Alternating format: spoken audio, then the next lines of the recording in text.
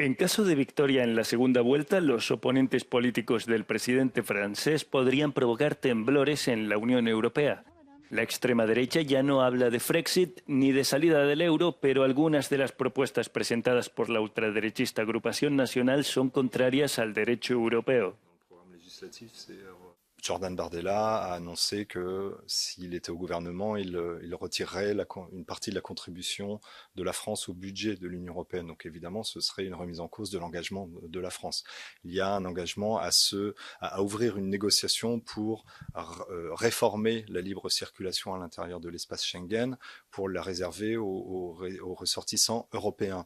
Il y a aussi l'idée d'un contrôle de l'immigration plus strict, éventuellement soutenu par un référendum pour faire passer le droit français au-dessus du droit européen. Donc là, on serait en contradiction flagrante avec le droit européen.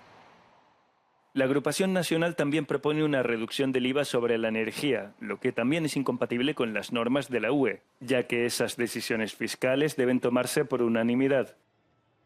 La formación ultraderechista también quiere revertir la reforma de las pensiones adoptada por la mayoría de Emmanuel Macron.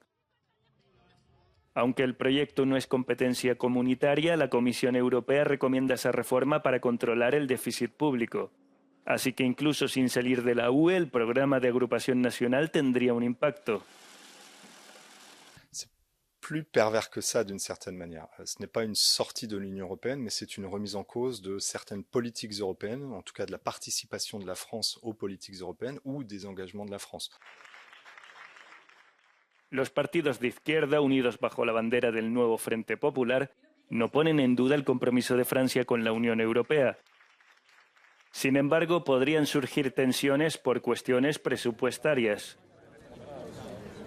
Lorsque l'on regarde notamment la composante économique et sociale de ce programme, ça a un coût qui est chiffré à quelques 150 milliards ou 200 milliards. Et là, on retrouverait la question de la maîtrise du déficit ou de la dette publique, donc de la convergence ou en l'occurrence de la divergence de l'économie française avec l'économie de ses partenaires européens. Et puis, tout simplement, si on laisse filer ou déraper le déficit et la dette encore une fois, on serait en contradiction avec les engagements à réduire ce déficit et cette dette dans le cadre du respect du pacte de stabilité.